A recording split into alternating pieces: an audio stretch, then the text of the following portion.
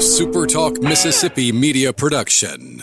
Thinking about a new vehicle? Trust the team that's been taking care of customers for 70 years. The Cannon family has helped thousands drive home happy. Come take a test drive today and see why. And remember, when the smoke clears, nobody beats a Cannon deal. Nobody. Roll pre-record on my count.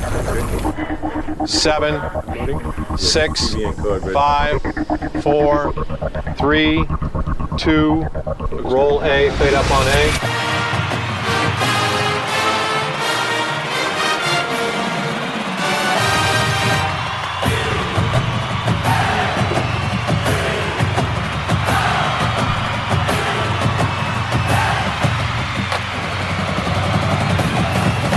Southern Miss to the top. You're tuned in to the Eagle Hour.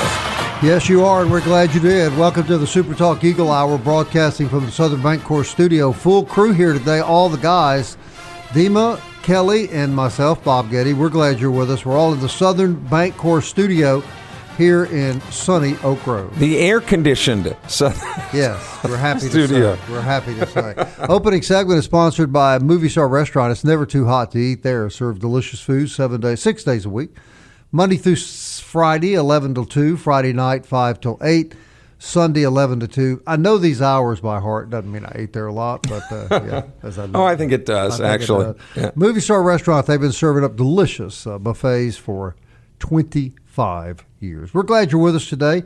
We're going to be talking to the new tennis coach. And Kelly, that is Nathan Holder. Am I correct about that? He's actually he's come to Southern Miss from the Commonwealth of Virginia, where he's from. Not a James Madison guy. No, his wife actually went to JMU. And you booked him on the show. So, well, she's not on the show. That's right. No, and we have to, we have to call nice. it down the middle. Yeah. All right, so we're going to have him, and then we're going to have our Sunbelt preview in the third segment. And today, one I've really been interested in hearing is the coach at Louisiana Tech.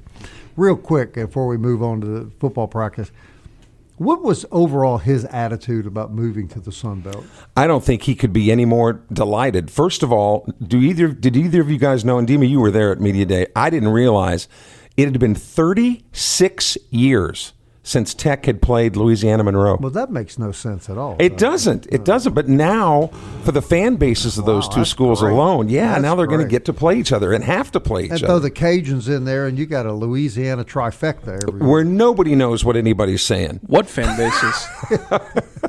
There's fan bases over there? Yes, of course there are. Well, maybe the Cajuns. Yeah, maybe the Cajuns. Yeah. All right, football practice underway.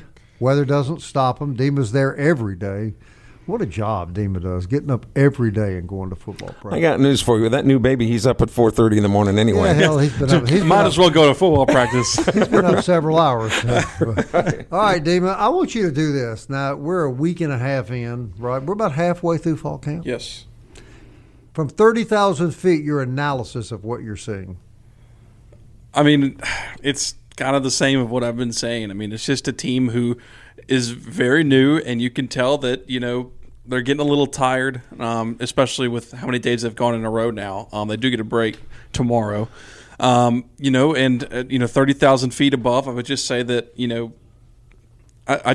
expectations for this team just don't need to be very high. I think it would be the fairest thing to say.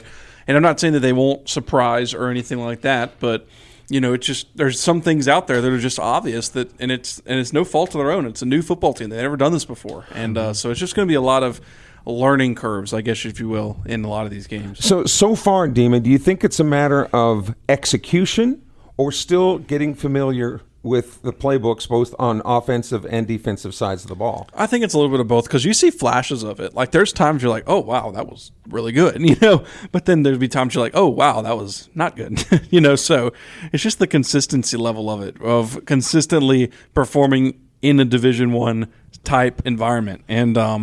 And so a lot of these players have never experienced that. So, for example, and I'm not singling him out, but let's just say Jalen Himes, right? Who's one of these wide receivers who everybody's really high on. He might run an out, and Ethan Hampton hits him right on the seam, and it's beautiful, and it's a great play. And then the next play, he runs another out, but Hampton thinks he's going right, miscommunication, throws over the middle, and then the defender has like a basket catch interception, and he just drops it. And it's just, It's like 3 bad things in one play, if that makes sense. I'm trying to like visualize it for you guys. But I think That's not a good thought, right? But that's what I'm saying is like sometimes it's really good, like those out routes where it's like corner boundary throws and it looked great, and then the next play, which I know is just kind of everybody's still feeling themselves out, but when you're seeing it from on a mass scale, it's just kind of concerning. They just need to play. They're going to have to just play games, play snaps. That's what Blake Anderson has told us, that, live reps are so important for this team because they've never had live reps in a football game. And so in a Division I game, and that's why I think Saturday's scrimmage is going to be huge for this team. Are you starting to see any players, obviously individual players, rise up and kind of take the leadership? I was discussing this on our show last night, and that's one thing that I think Anderson realizes is kind of the downside of not naming a starting quarterback is the fact that, you don't really have your bona fide leader that everybody looks to. Mathis Haygood, maybe it's Nassim Cairo. On the offensive side, there's really not a player. I think all those quarterbacks have that ability, but until somebody's announced as the starter, nobody's kind of stepping it up. So that is a concern for me because I haven't seen a lot of because like last year, for example, like Braylon Braxton, even in the 50 minutes all season, we even got to watch a practice combined 50 minutes. It was very obvious that Braylon Braxton was the leader. And I would just say that it's not obvious who the leader is now. But defensively, you were saying that Mathis Haygood who was featured at Media Day in New Orleans, that he's taking some visible signs to step up on the defensive side. Yeah, I would say inside the linebacker room. I haven't seen it from a team scale, but certainly inside the linebacker room. What about running backs? How does the running game look? Yeah, I mean, Robert Briggs is still nursing, some getting banged up over the summer, and he's the starter, but we haven't really seen him in any live role just because he's got the red jersey on, and I think they're just holding him until the start of the season. Steven Robinson behind him, he's kind of that all-purpose back from Coffeyville Community College, and I think he looks pretty good. They got Jameer Wilder back there. He had a really good spring. I haven't seen much of him, honestly, in the fall as far as flashes like we saw in the spring. So I don't know if he took a step back or maybe they just wanted to go with the other 2 guys first. So, have the 3 linemen come back now? Are they on the team that we talked about earlier this week? Jameer Lewis and Nunnery were at practice today and yesterday. I have not seen Maui there yet. Okay. I was going to say there's no easy way to get to Hattiesburg from American Samoa. I would think it takes a while. Yeah. Maybe he caught a ride with Hump. No, they're on their way here. Well, then he won't be here for a while. Yeah, no. And he needs to get conditioned, and he won't smell very good when he gets here either. No, he won't. No, he won't. So they're off tomorrow now, right? Yes. So they'll get a day's rest. Yeah, and I'm wondering if Friday is going to be kind of like a slower day, if you will, because they need to rest those legs up for that scrimmage because the scrimmage is so important. You don't want anybody tired. You want kind of full strength. So I wonder if Friday is going to be one of those, kind of walk through days. Is that open or closed to the public? Saturday? I don't know the answer to that question. I know next week's is open, which is the Blake showcase, whatever. Blake has been described to me by some athletic officials as a breath of fresh air in the building. Do you sense that? I mean, he seems to be an open guy that'll talk to you, doesn't shun the media. I mean, he's not he's not constantly wanting to get on interviews, but he's really open and a lot different than what we experienced last year. Yeah, he's certainly unique. I said yesterday on the show, he just came into the interview room with like a backwards hat on, just kind of nonchalantly, and was just like, "What do y'all guys want to know?" And then, really anything you ask him, he's going to answer. I mean, I haven't heard him not answer a question other than who's your starter going to be, and he says we don't know. It could be 15 people, because he says we just don't know. And he said, I'm sorry, I don't know to answer your question. You've covered sports for a while now. Have you ever seen a team with this much uncertainty this close to the kickoff? No. Absolutely not. I don't know. And that's kind of my big concern is like the fact that nobody's clearly separating themselves is of a concern to me because I think they're trying to paint it as a good thing that they have depth and but I don't know. It's just in my head, it's hard for me to discern. Now, I get it with quarterbacks because you really don't want to name a quarterback even though we all know who it is, we all know who the starting quarterback is, but you don't want to name it in fear for the other people in the room. But with all the other positions, I just feel like if you're not seeing somebody clearly separate themselves, especially on the defense side, Because we're getting close. Yeah, you're playing football in 3 weeks from Saturday. Yeah. And under the circumstances, it is nice to have that breath of fresh air when a lot of people last year was like walking on eggshells around. I couldn't agree with you more about that. Making eye contact with Coach Huff might It's not funny even be a good It's funny idea. what we've experienced in the media in the last three coaches. We had one extreme where, you could show up to do a show and the coach would show up, right? You know who I'm talking. I'm Sure. talking about Will Hall. Will. He was so open and so eager to be with the media.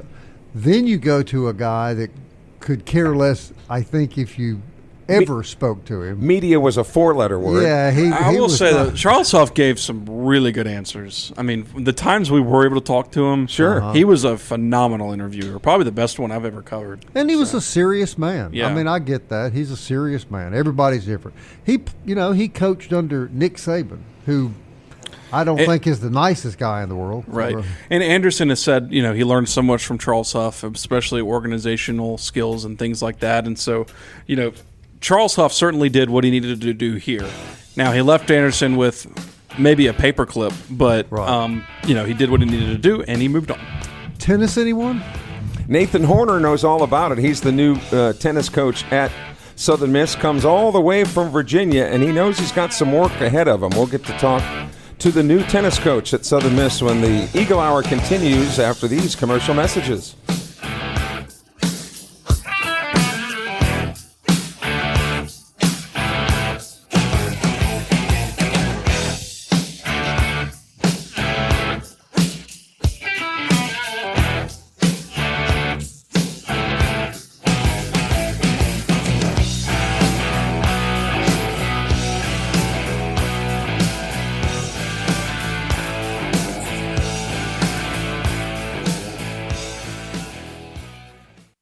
Big news from Robinson Electric Supply in Laurel. We've moved. You'll now find us directly behind our old building, right by Sawmill Animal Hospital. We're still your trusted electrical distributor, carrying everything from conduit to tape. And don't forget our full line of Milwaukee tools. Whether you're a contractor or a DIY pro, stop by the new Robinson Electric Supply at 1222 West 6th Street and see what's lighting up Laurel. Robinson Electric Supply. New location, same trusted service.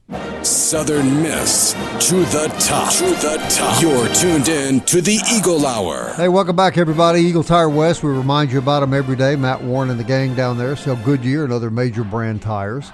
They do great service work on your car or your truck, including AC work. They're doing a lot of that right now for understandable reasons.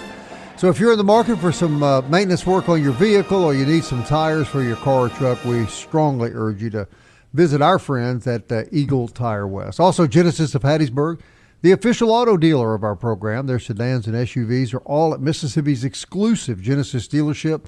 That, of course, is located on Highway 98 West in Hattiesburg. And before we bring on our next guest, a quick reminder about the SuperTalk Eagle Hour podcast, and that's where thousands of you find us every month, and we continue to be extremely grateful for that.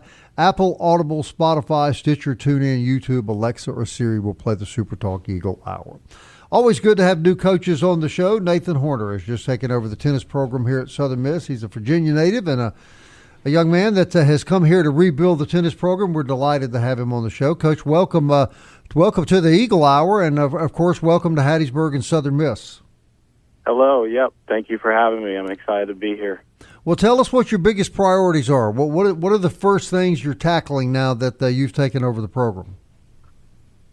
Ooh, yeah. I mean, we've got a lot of work to do. I think as far as what we have to tackle immediately is really just put together a schedule, and the recruiting season never stops. For tennis, it's kind of a all year round thing, and so we're hoping to put together a pretty good fall and spring schedule, and then hopefully bring in some players for mid-year players for January before we start our team season. So those are kind of the first two things that we're getting after. Can you tell us more, Coach, about how that schedule works, how the fall schedule differs from your spring schedule? Because golf is kind of the same way. Yep. Yeah. So in tennis is very similar. It's kind of an all year round sort of thing. So we will start up right around the same time as classes begin, and like a fall sport, we'll play throughout September all the way to about beginning of November.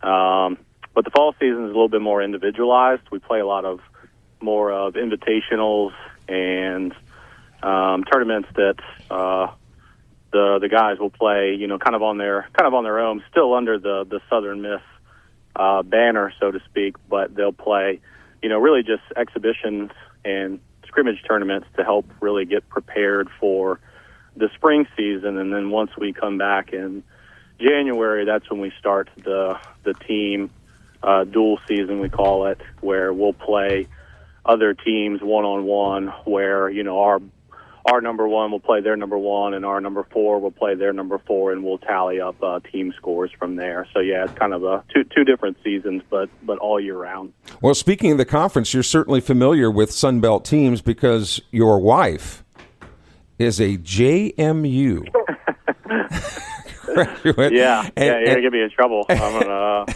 Did we know this when we booked it? Outside my house, but yeah. And my wife is a Duke. Yep. And some of her family members went to ODU. Yep. They all went to Old Dominion. So yeah. So how married the enemy? How does the family reunion picnic, not wind up in a bloodbath? Yeah. I mean, it's been. We've kind of seen those schools go from when I was a kid and we were in college. They were still FCS, and JMU was beating up on everybody FCS, and then kind of watched them transition and go bigger, and now obviously Sun Belt. So yeah, I've been to a lot of JMU games, but I'm not a Duke myself, so I'll be all right. Well, you got to hand it to them. They just win in everything they compete in. Well, what do you think the secret is for them, Coach? Why do you think that athletic program has been so successful in multiple sports? Well, I mean, JMU is incredible. Just the school, the campus, the atmosphere. Harrisonburg is a great town in the mountains. It's just beautiful out there. And I think in terms of the draw of the school, I personally think it's one of the nicest schools in Virginia. So I think they kind of have that, and they're kind of at their disposal, but they got a lot of money too, so that helps also. Yeah, that never hurts. Coach Horner, in the interview process, when you're interviewing for the Southern Miss job, what was it about your skill set that you think attracted the decision makers to you and decided that this was the guy that's going to lead us and get our tennis program turned around? Sure, yeah, that's a great question. I think I don't know. I think Southern Miss is. Was kind of looking for a fresh face. I have no previous ties to Southern Miss or Hattiesburg or anything like that, other than being a football fan. But I think the program was kind of at a place where they really wanted a fresh start, and I think I'm still rather young in my career, and I think that was kind of a draw for there. But also, the programs are kind of in a rebuilding stage. But I've also, throughout my career, I've never really, that's kind of always what I've done, I guess you could say. I've never gone into a program that was already, really solid when I went in. I've always just kind of been around programs that have been building up at the time that I got there. And so,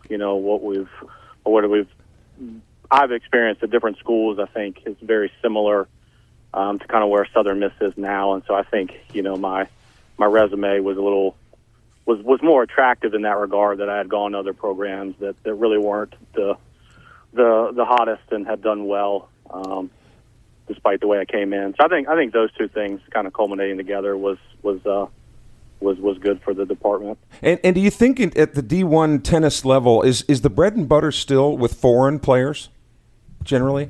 It is. Yep. Entirely. Yep. Mm-hmm. Yep. American tennis I think, still has a place and a part in college tennis for sure. There's a lot of players that are using it now as kind of a pathway to the pros, but it's still the bulk of it. I would say, 90% of it is foreign-based players. Yep. Because I know you've got some Swedes on the team, some Germans on the roster. Where do you find athletes, particularly on the international side?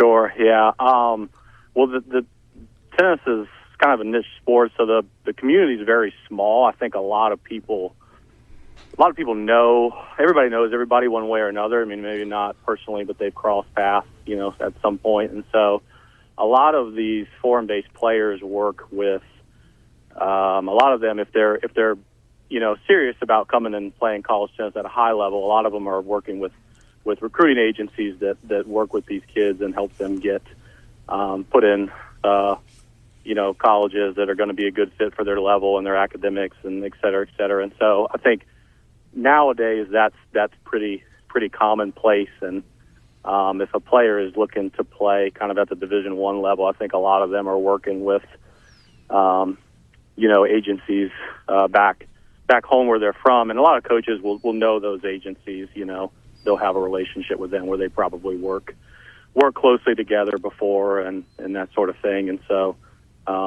everybody's got their connections in the tennis world, I think. So. Well, Coach, we welcome you to Hattiesburg and to Southern Miss. We really do appreciate you coming on the Eagle Hour, and best of luck to you. We'll be watching and see how the new regime goes. Awesome. Thank you guys so much. I'm going to get my wife some yellow and black. Don't worry about it. Yeah, get her out of that ugly James Madison stuff, please, Coach. But before I go, real quick, I'm a huge Philadelphia Eagles fan. No, you grew up in Virginia, Coach. Come on. Philadelphia Eagles. I was gonna give a shout out to Quez Watkins because he's a former Southern Miss football alumni. So I was gonna say, and I have that at least. You can count that on my side. Well, so let me leave you with this. As a lifelong Redskin fan, I'm sure you know that I really love the Eagles too, right, Coach? Yeah. like a cold toilet seat, right? Hey, thanks, Coach. I grew up in Virginia. Everybody loves the Skins. There we go. Where I'm from. So. Coach, thank you for your time, sir. We appreciate it very much. Awesome. Thank you, guys. All right, Bye. Nathan Horner, everybody. That's just not right. That's just not right. Apparently, a guy grows up in Virginia cannot be a Philadelphia Eagles fan. And apparently he didn't know that you're ultimately responsible for the guests on this show. Yeah, well, that was his first and last appearance. I'm just kidding. Golly, a Philadelphia Eagles fan. Oof. I actually ran into somebody in Hattiesburg over the weekend that was wearing some Philadelphia garb, and I said, "Are you really a Philadelphia fan?" He said, "Yeah." I said, "Do you agree with most of the country that your fans are just total jerks?" And he kind of looked at me funny, but then he says, "Actually, yeah, probably so." Yeah, well, they're the biggest jerks on the planet, let me tell you. I've been to Washington, Philadelphia football games. They are the unmatched jerks of the fans. It's like he took pride in the fact that they're the I biggest think jerks. they do. Yes, I'm not surprised by that at all. NFL preseason begins tomorrow night, by the way, I'm everybody. pretty excited about that. Yeah. Hey, as we head to the break, don't forget about our good friends at Forest Healthcare. They want to remind you that keeping up with your team is fun. We know that. But you're always going to be the most important player. So you be sure you get an annual physical. Be sure your health is as good as it can be. Forest Health can help you. Expert medical care close to home. Happy to say Forest Health is re-signing up as a sponsor on the SuperTalk Eagle Hour, and we are very, very proud to have them in our family. All right, when we come back, do a little Sunbelt football preview. Stay with us.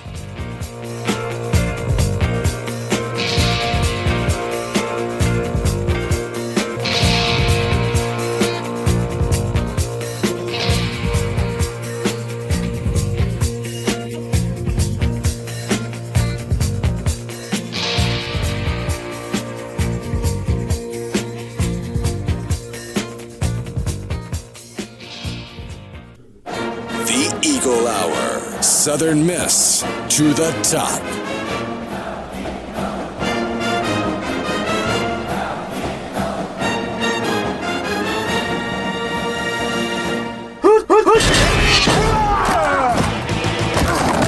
Time for the SuperTalk Eagle Hour 2026 Sunbelt Football Countdown, sponsored by Hancock Whitney Bank. At Hancock Whitney, we know strong communities are built through teamwork, dedication, and tradition, the same values that define Southern Miss athletics.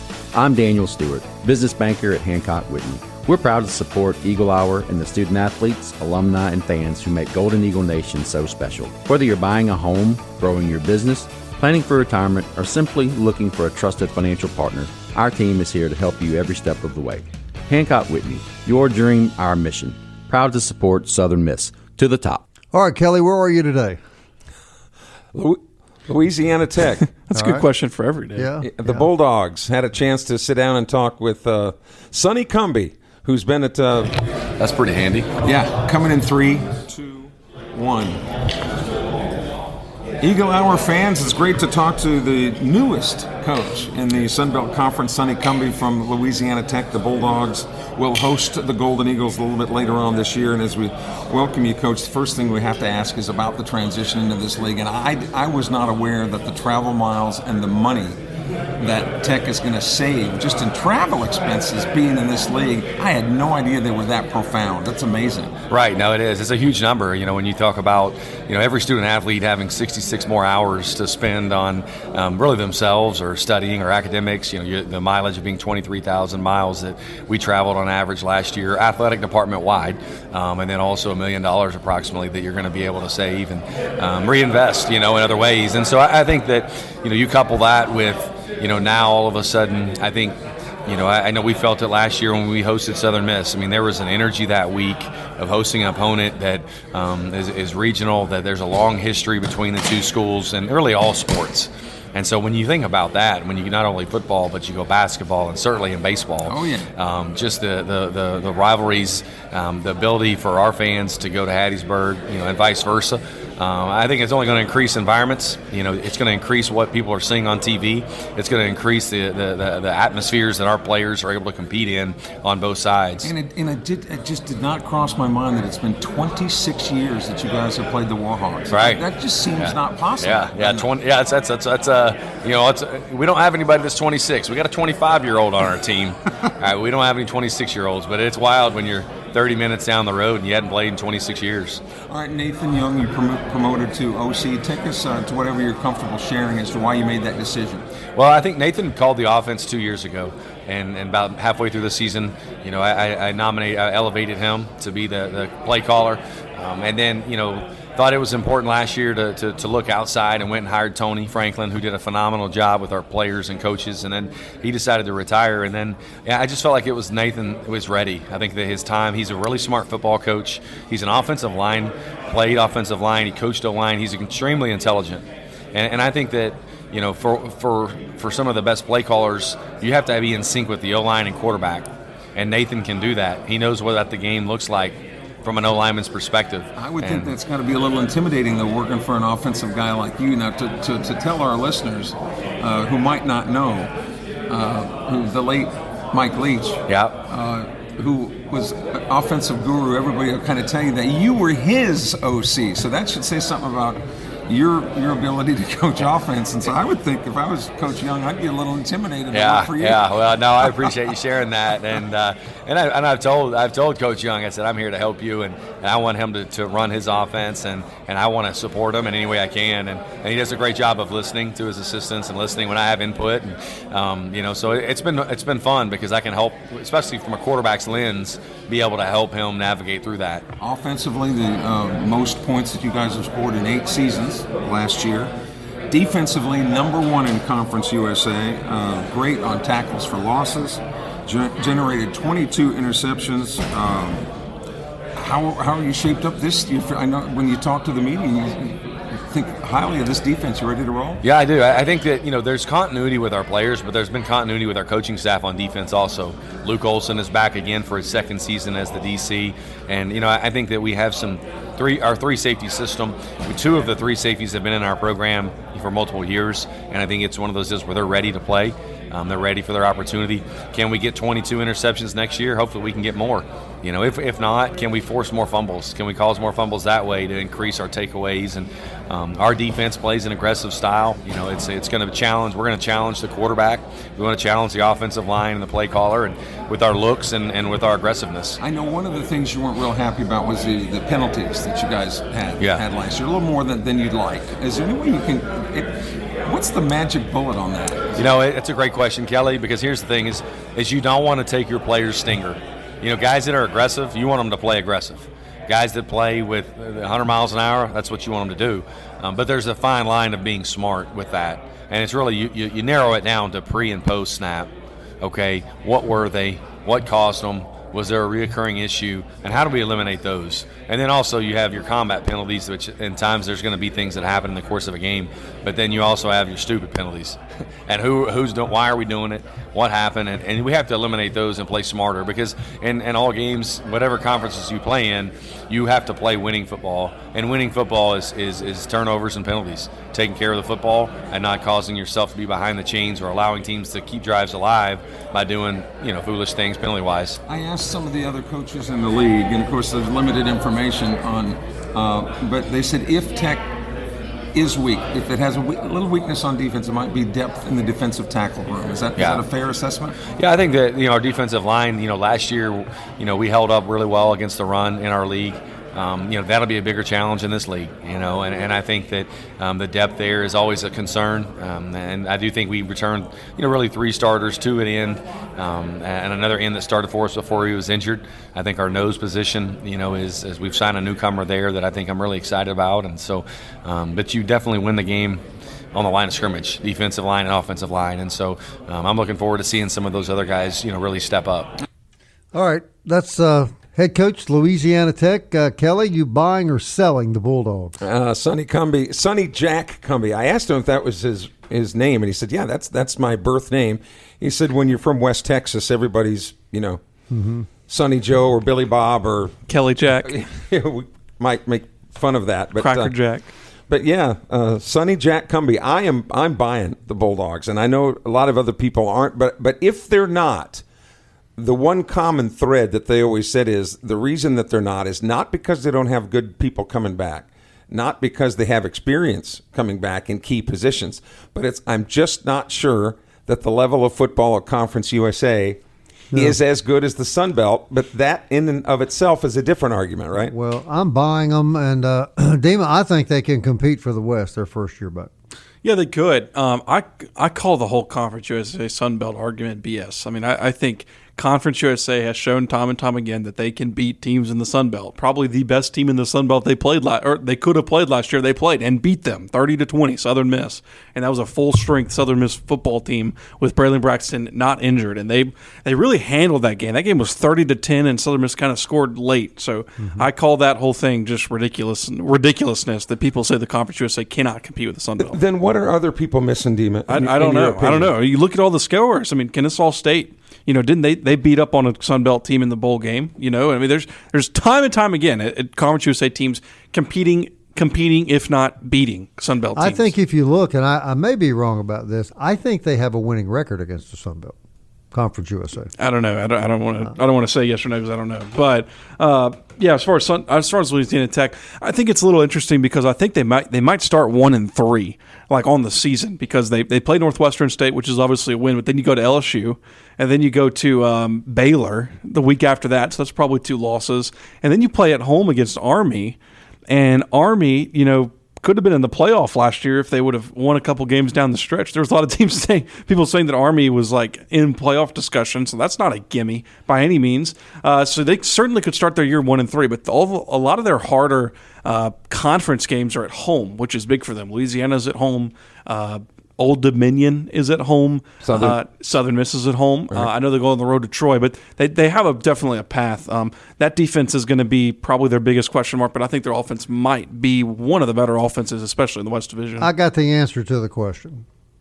The overall all-time football record for the Sun Belt Conference against Conference USA is 84 wins, 88 losses. So almost a split down the middle. Right. And that Army team that you talked about, I think is still coached by Jeff Monken, who's they're going to be tough. Todd Monken's cousin. Yeah, he's done a great job at the military academy. And I don't think the military academy coaches ever get the credit that they deserve. No, especially when you talk about a tough recruiting road. I mean, when you're at North Carolina and some of these schools where you have really strict academic requirements, well, you not only have that with the academies, but you've got 5 or 6 other sets of rules. Do you think Army football is ever going to quit hitting you and fighting you? I don't. You remember when they came and played baseball a couple of years ago in the heat and they were wearing all black?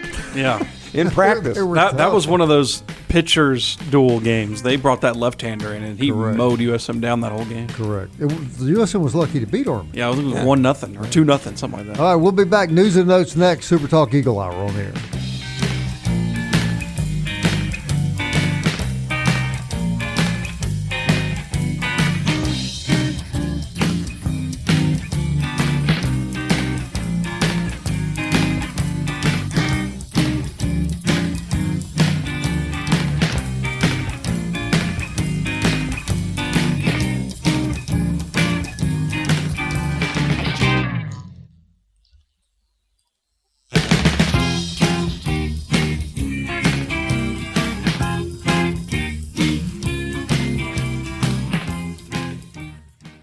Big news from Robinson Electric Supply in Laurel. We've moved. You'll now find us directly behind our old building, right by Sawmill Animal Hospital. We're still your trusted electrical distributor, carrying everything from conduit to tape. And don't forget our full line of Milwaukee tools. Whether you're a contractor or a DIY pro, stop by the new Robinson Electric Supply at 1222 West 6th Street and see what's lighting up Laurel. Robinson Electric Supply. New location, same trusted service. I don't blame you. I saw it.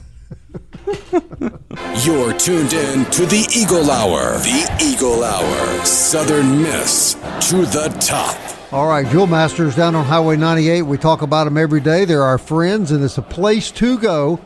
You're going to sell some gold and silver. Marty Vick's been doing it longer than anybody. It'll be confidential. It'll be fast, and you will walk out of Jewel Masters with more money than if you go anywhere else. I asked Marty one time, is there anything else we can do to help, tell people about Jewel Masters thing? He goes, yeah, would you and Bob quit saying that you are my friends? Well, I'm glad you pointed that out to me. Let me make a notation here on my notes, will you please? Marty wants you all to know we're just acquaintances. Are we still friends with MCS Home Center? I don't know. Home repair, home remodeling, home construction. Even if we weren't, Hank Lott is too kind to say anything about it. And I think we're going to be there September the 3rd, actually. So okay. we're looking forward to, cool. Always looking forward to going back to MCS. Did you get that approved by Stone Lot? I will. Okay. I'll get it checked. All right, Damon, news and notes. Soccer, women's soccer opens the season tomorrow, so we finally have some results to talk about. It's been a long 2 months since baseball. You're not wrong about that, brother. Southern Miss actual sporting results. We have that coming for you, hopefully on Friday's show. Wow. So they open the season tomorrow night at Alabama State at 6 p.m. Now, before you go on, Dima, I think this is the first show since January 18th that up to this point, we have not mentioned anything about Southern Miss baseball or any Southern Miss baseball player, past or present. Hang on. Oh, there's news? Aubrey Gillentine. Okay, ding, ding, ding, ding, ding, ding. Just announced he is hired as Pearl River Community College baseball coach, as their new pitching coach. So he's going to join Michael Avalon down there at Pearl River as the new pitching coach. And obviously he came over from Delta State, right? And Mississippi Delta Junior State, College, excuse me. Yes. And went there with Danny Lynch originally. Right. Yeah, and then Danny Lynch left to go to Abilene Christian, and Gillentine was promoted to head coach of the Trojans last year. But now Danny's at Jacksonville State. Sure. And Aubrey coming back to the neck of the woods here at Pearl River. So. And it's August, and we have managed to get baseball in yet another show. Yes, yeah. Congratulations, Dave. I really do appreciate it. Well done. Well done. And Oz is on the show tomorrow. No, I'm just kidding. You're right. Oz is going to give us a preview of fall ball. or what he's grilling this weekend. Hey, the great Lee Roberts is going to be on the show tomorrow. Really? Yeah, we always enjoy our conversations with Lee. Great quarterback at Southern Miss. And you booked a guest, and just say who it is, and then people – I didn't even have to say who booked this guest. People would have known. Well, they have a great Instagram account, or Insta. Go ahead. Insta. You know what that is, right? Yeah, I learned about that the last time I was in the ATL. Okay, good. Yeah, they have a great Instagram feed. It's called The Throne Spud, and these guys are fully certified and admittedly couch potatoes who do nothing but grade. Your kind of guys. My kind of guys, yeah. You talk about great well, red-blooded Americans. Fun. And they're going to have for us their grades not only on Sunbelt stuff, but on some of the best places around Hattiesburg. They have rated some places around Dima, what was the super bizarre sport that Kelly booked a guest for? It was unicycle basketball. That's right. That was it. That was it. That was probably the lowest point of this show. I think probably. He was a Southern Miss guy. Yeah. Well, needless to say, that league has faltered. Is that correct? Well, as soon as they started letting people in there that don't know the difference between a man and a woman, that's when it kind of... You got to be careful with them unicyclers. Yeah. Especially them unicycle ballers. I've always heard they're really evil people. Oh, man, is it warm in here. All of a sudden. And so we have the couch potato what now tomorrow? Throne Spud. The Throne Spud guys are on tomorrow. Spud, okay. And then Friday... I'm sure he's on speed dial. Then Friday, Tim Hallman's going to be here. I think you're probably right about that. Oh, yeah, the great Tim Hallman, offensive lineman for Golden Eagles. And then also on Friday, who's our next Sun Belt preview, our countdown to kickoff? We had Louisiana Tech today. Ask me these things. Georgia State. Okay. Your second favorite school. Yeah, that should be a dandy one. Dave Cohen. And actually, we're going to have all three of their fans with the play-by-play guy. Well, we conducted the interview in a phone booth. And you millennials, you'll have to can I ask Google him tomorrow why the hell they're in the Sun Belt? Why, Georgia State? Yes. I think they should be. I really do. I know we've talked about this. I think if you have a chance to have a school from Atlanta in your league, you need to. Oh, excuse me, the ATL. Kelly, you're slow. Dean, but would you get rid of Georgia State, say, for Jacksonville State? Oh, certainly. Liberty. Yes. No, I wouldn't. What? I wouldn't. I just wouldn't. I just think. You wouldn't trade Liberty for Georgia State? No, I would not. I would not. Jacksonville State, Nope. another good rivalry you could build up. No, look, but when you take Jacksonville, Alabama, and he's got the Spud guy in his speed dial. No, but we don't have really a major metropolitan city like Atlanta in the league. If you take they them don't out, utilize it. If you think take about them the out, baseball tournament in Atlanta. That would be great. Yeah. Oh, at the Georgia State facility. Not now. That would be awesome. Well, actually, the Dixie Youth Baseball World Series is the 9 and 10-year-olds are playing it. Yeah, they got it booked, right? They're playing there next year. But when they build their new facility, which is on the same grounds that Hank Aaron hit his historic home run, when that happens, that is the place that they should have the conference tournament. All right, I don't know why, but we are going to have a Georgia State preview Friday. You really talked to someone from that school? Dave Cohen, the radio voice of the Panthers. Okay. Well, we'll cover them all. That's right. We've got Georgia State coming up, Troy, South Alabama, Arkansas State, Louisiana. I mean, we got them all coming. And then it'll be kickoff day. 3 weeks from today, Dima told me. Saturday. 3 weeks from Saturday. All right. Southern Miss. To the top. Time keeps on slipping, slipping, slipping into the future. I wanna fly like an eagle to the sea. Fly like an eagle, let my spirit carry me. I want to fly like an eagle till I'm free. I go through the revolution. A SuperTalk Mississippi media production.